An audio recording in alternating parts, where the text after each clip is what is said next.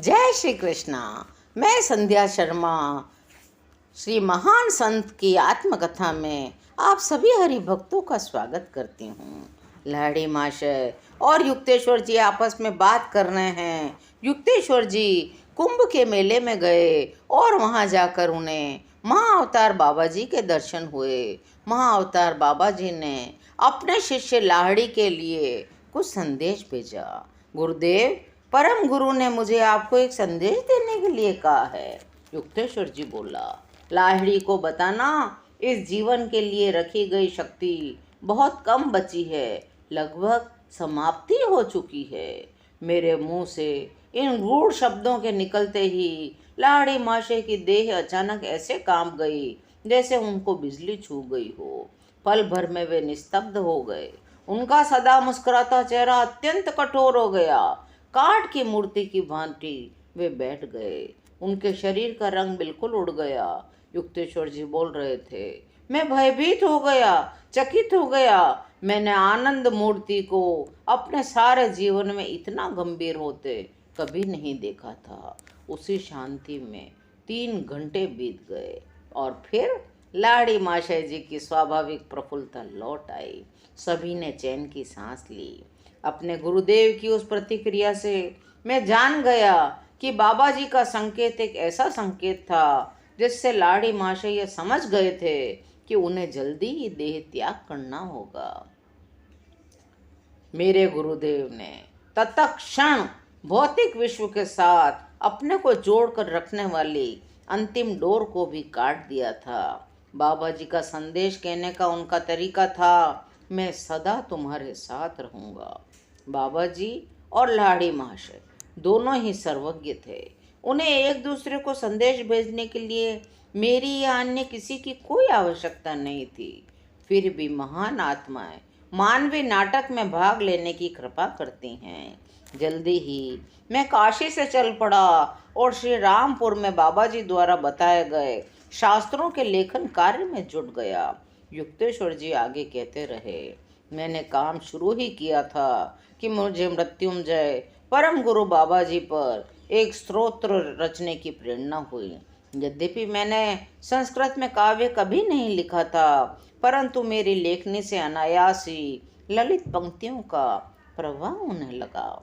रात के समय मैं सनातन धर्म के शास्त्रों को पढ़ता, बाइबल को पढ़ता, तुलनात्मक अध्ययन करता और अपना काम करता रहता।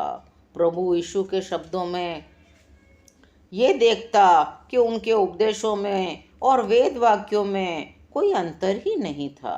परम गुरु की कृपा से मेरी पुस्तक द होली साइंस कुछ ही समय में पूरी हो गई थी।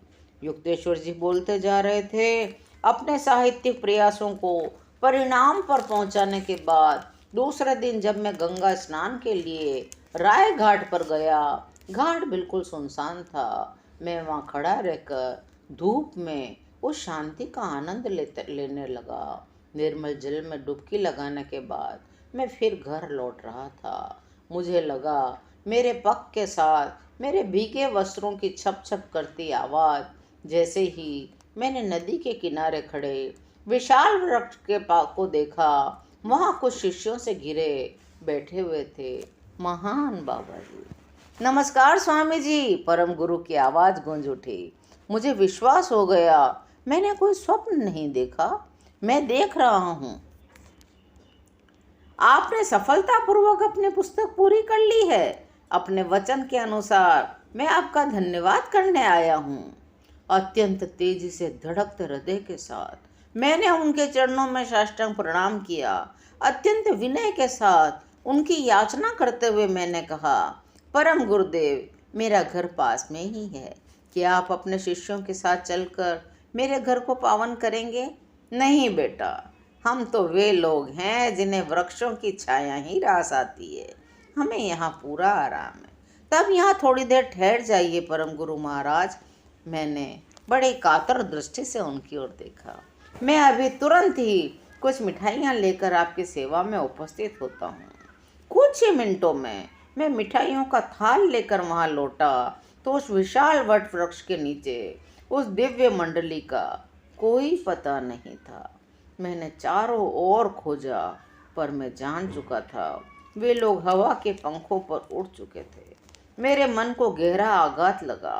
फिर कभी बाबा जी के साथ मेरी भेंट हो भी गई तो मैं उनसे बात नहीं करूँगा।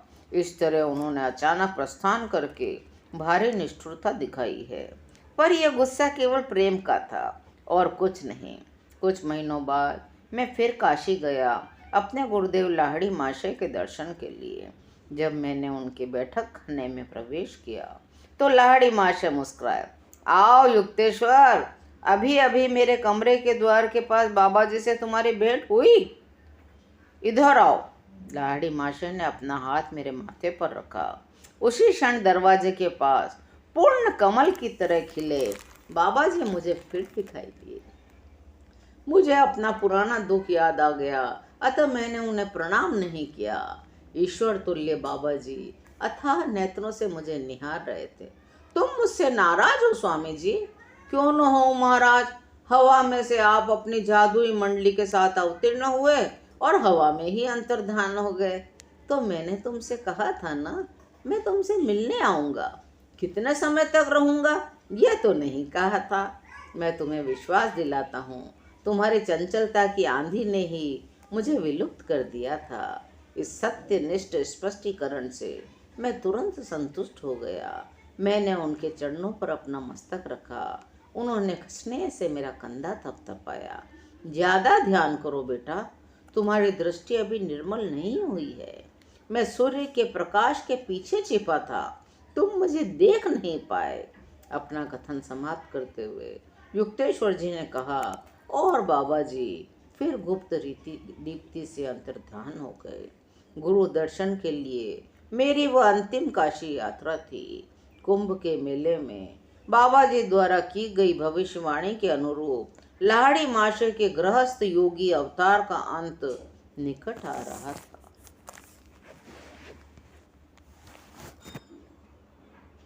आज की कथा यहीं विश्राम लेती है। शेष कथा अगले अंक में।